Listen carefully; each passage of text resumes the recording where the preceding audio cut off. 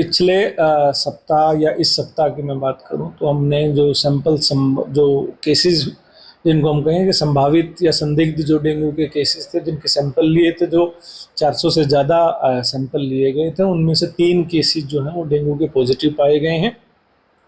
2 जो केस थे वो वजीराबाद या फरूख नगर जो हमारी CHC है उसके अंडर, जो वजीराबाद हमारी PHC आती है उसके एरिया को बिलोंग करते हैं, और एक हमारा ओल्ड गुरुग्राम में गांधीनगर एरिया जो है एक केस, बल्कि जो गांधीनगर में है वो एक बच्चा जो है 10 वर्षीय बच्चा, उसका वो है डेंगू पॉजिटिव पाया गया है। ये अभी तक की जो है पहले 3 केस हैं गुरुग्राम के इस साल में जो डेंगू के केस पाए गए। कितने प्रकार के डेंगू होते हैं?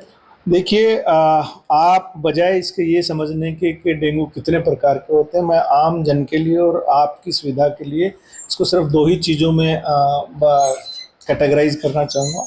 एक डेंगू फीवर जो है और एक डेंगू हेमरेजिक फीवर जो है।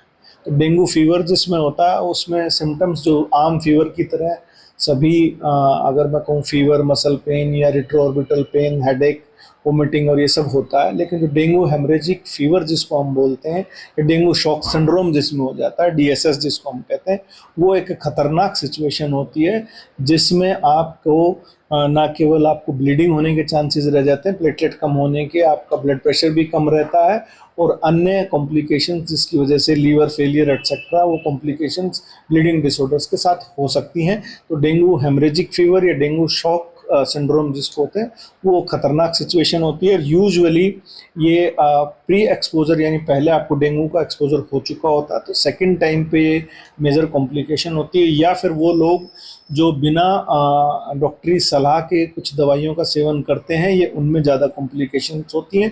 क्योंकि हम बार बार पहले भी सलाह देते रहे कि डेंगू या किसी भी फीवर में यूजुअली हमें सिर्फ पैरासीटामोल का सेवन करना चाहिए। अन्य दवाइयों का सेवन करने से कई बार ब्लीडिंग टेंडेंसीज और कॉम्प्लिकेशंस बढ़ जाती हैं। हम डॉक्टरी भाषा में इनको NSAIDs, NSAIDs मेडिसिन जो बोलते हैं, यानी इन ड्रग से यूजुअली हमारी प्लेटलेट्स पे असर पड़ता है और हमारी ब्लीडिंग टेंडेंसीज, क्योंकि डेंगू में या वायरल फीवर में प्लेटलेट्स पहले ही कम होती हैं तो ये ब्लीडिंग टेंडेंसीज बढ़ने के चांसेस रहते हैं। और उसके बाद ना केवल आपको हेमरेजिक फीवर हो जाता है, बल्कि आप शॉक सिंड्रोम में अगर आप चले जाते हैं तो फिर आपको मल्टीपल, चाहे वो किडनी फेलियर और साथ में हिपेटोरेनल फेलियर सिंड्रोम भी हो जाता है, और फिर उससे मरीज का रिकवर होना थोड़ा सा मुश्किल हो जाता है। डेंगू फैलता कैसे? जैसा आपको मालूम है कि ये मॉस्किटो से ही फैलता है, डेंगू और मलेरिया दोनों ही। मेन जो है कि मलेरिया के फैलने का रीज़न जो होता है, पुराना जो लॉन्ग स्टैंडिंग वाटर्स होते हैं उनकी वजह से, और जो डेंगू का लार्वा जो होता है वो फ्रेश वाटर में रहता है। अभी सौभाग्य की बात ये रही है कि पिछले दिनों में अधिक गर्मी की वजह से और ना बारिश होने की वजह से अभी केसेस भी बहुत कम हैं।